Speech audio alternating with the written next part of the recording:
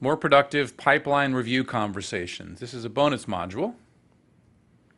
We're going to cover focusing on your process versus the great opportunities that you have in your pipeline. We're going to focus on moving deals in and out quicker in your pipeline, and also just reminding us to repetitively talk about what a good prospect looks like. So one of the things that I find in our business development pipeline review meetings, or even just as an individual, us reviewing our pipeline is really typically too big and not realistic. And we focus a lot when we're thinking and talking about it on how great the opportunities are, which is fine. When we're selling, we need to keep ourselves positive in order to stay motivated and stay focused and all that. However, I find that oftentimes we spend way too much time talking about all the opportunity, which may or may not come to fruition, and not enough time focusing on talking about the process. What's the process? Where are we at? What are the next steps? What have we uncovered? So noticing your assumptions and your excitement, which is fine, but let's not spend too much time talking about how awesome the opportunity is. Let's focus in our minds or in our conversations around prospects. Let's focus on talking about and thinking about, okay, what do I know? What have they told me? What do I know about this situation? What they're looking for? What kind of questions they've answered? And what don't I know? At this point, what is not 100% clear? And what else do we need to uncover and figure out as we move to the next step? And be willing also. I mean, oftentimes I find everyone's got to have everything dialed in and be doing things awesome. In order to create a more effective sales organization and sales process, no matter how long we've been doing this, we've got to be willing to also talk about and think about, what did we miss? What can we improve? What can we do better? And back to the point before, what don't we know? What do we know? What don't we know? Our ego mind thinks all of this is weak, loves to get fired up, loves to push and sell, hates to not know, hates for people to reject them, doesn't like to admit that they made a mistake. So notice this that happens to all of us. Focus on your process.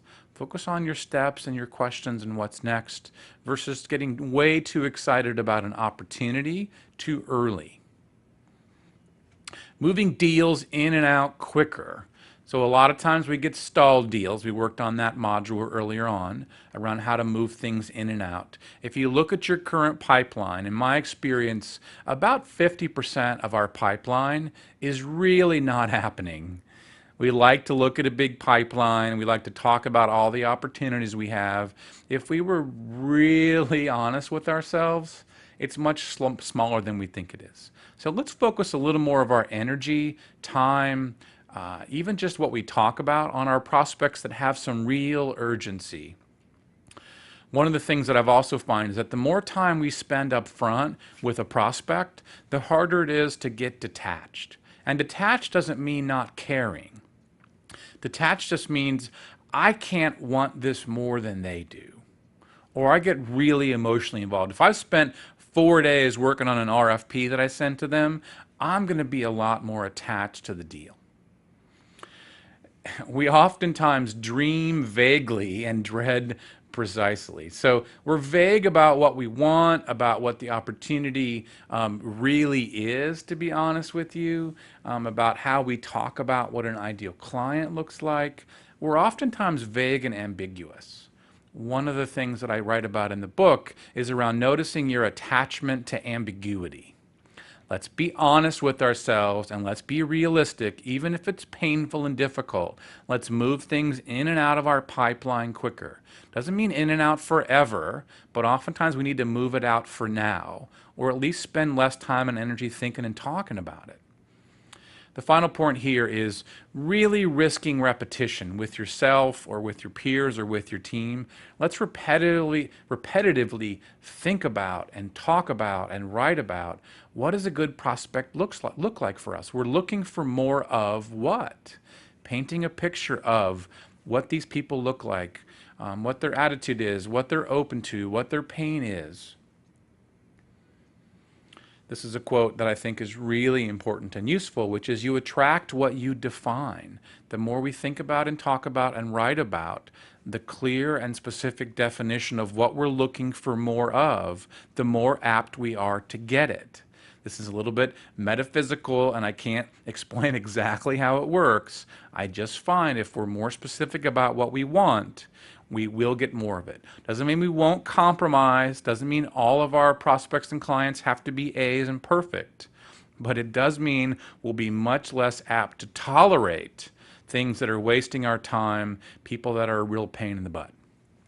Learning how and when to say no. One of the most difficult things when we're selling is turning down opportunities, turning down short-term opportunities that are not a good fit, or pushing back and saying, no, we can't move forward unless they're willing to share this or give us access to this, or being willing to just say no to following along. One of the most important things to success, in my experience, is the willingness to know how and when to say no. A couple of quick tips around around having more effective and productive pipeline review conversations. Notice your emotions, notice your excitement. They do not help you sell. Be willing to be really honest and realistic with yourself or with your team. And focus on, if nothing else you take out of this, focus on the what I know and what I don't know. When you're reviewing your opportunities in the pipeline and where you're at after you've had a conversation or two, think about and talk about, okay, what do we know at this point and what don't we know? That really will help you define what your next steps are, what kinds of questions you still need to uncover, and have you waste a lot less time. So we covered on this slide deck focusing on your process much more than getting excited about all the opportunities early on, really focusing on being more disciplined about moving deals in and out of your pipeline quicker, and being risking repetitively talking about your profile. What does a good prospect look like? So cut and paste these examples and these reminders from the homepage link. Pick at least one of these things that you can apply in your pipeline review with yourself or with your team over the next week or two. Pick at least one of these things that you can try.